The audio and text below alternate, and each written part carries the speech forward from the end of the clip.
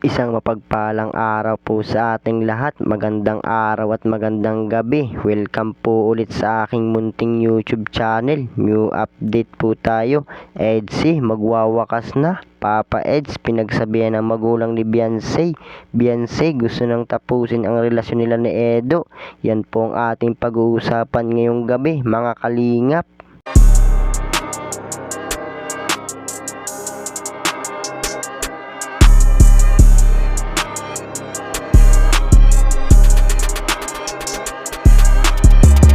So mga kalingap, huwag po pala nating kalimutan na suportahan ang founder ng Kalingap at nag-iisang ama ng Kalingap na si Kuya Bal Santos Matubang at Kalingap Rab. Yung sa araw-araw po nilang pagtulong ay atin pong suportahan nang sa ganon ay marami pa po silang malingap. Ganon rin po ang kanilang may bahay na si Ate Edna Vlogs at Jackie Tapia. Huwag po sana tayo magsasawang sumuporta mga kalingap. Kung bago pa lang po kayo sa aking munting YouTube channel, ay huwag nyo na pong kalimutang mag-subscribe at pakipindot na rin po ng notification bell para lagi po kayong updated sa aking video. At paalala rin po, bago po tayo magbigay ng ating mga opinion, ay pakitapusin po muna ang kabuuan ng video para po akma ang ating mga komento. At so ayun po, balik nga po tayo dito sa EDSI. New update, EDSI magwawakas na. Papa Eds pinagsabihan ng magulang ni Beyonce.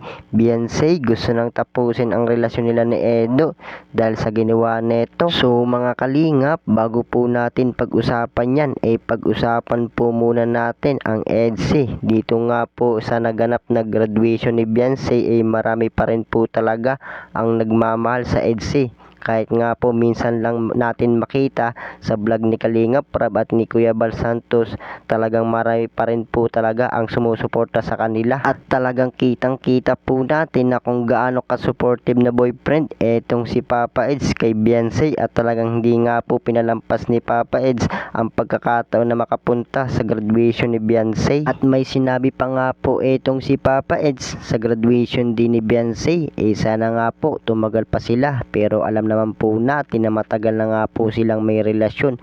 Kumbaga hindi pa lang po pinapaalam pa, lalong lalo na nga po dyan sa mga magulang ni Beyonce. Siguro kung ako nga po yung tatanungin, alam naman po siguro ng magulang ni Beyonce. Siyempre nag-iintay lang po sila na sabihin ni Beyonce or ni Edo sa kanila. Siguro gusto lang po ng magulang ni Beyonce na sa bibig ni Beyonce manggaling yung salitang may relasyon nila ni Edo. At so ayun po, balik po tayo dito. New update, EDSI magwawakas na. Papa Eds pinagsabihan ng magulang ni Beyonce. Beyonce gusto nang tapusin ang relasyon nila ni Edo.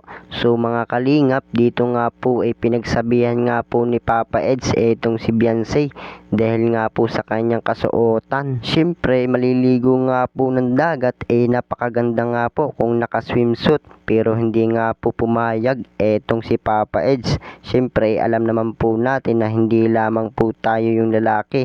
Kumbaga ayaw lang po ni Papa Eds na mabastos etong si Beyonce, at alam naman natin na mahal ni Papa Eds etong si Beyonce. Kumbaga gusto nga lang po ni Papa Eds na protektahan etong si Beyonce, lalo na nga po sa panahon ngayon. Dito nga po sinabi ni Beyonce sa kanyang magulang, pero nagulat nga po itong si Papa Eds sa sinabi ng magulang ni Beyonce. Siyempre natuwa nga po itong magulang ni Beyonce kay Papa Eds dahil nga po sa pagsita sa kasuotan ni Beyonce.